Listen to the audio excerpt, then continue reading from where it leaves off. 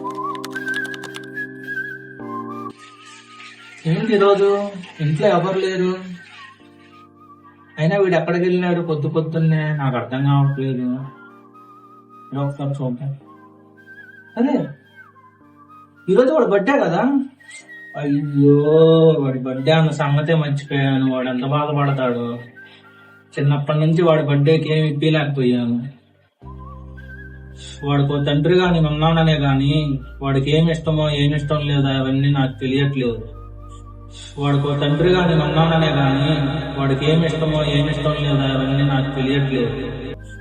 సరే, ఒకసారి కాల్ చేసి మాట్లాడదు. నా కొడుకే కదా. హలో నానా. రే నాన్న, హ్యాపీ బర్త్డే రా. థ్యాంక్ యూ నానా. ఎక్కడున్నావు?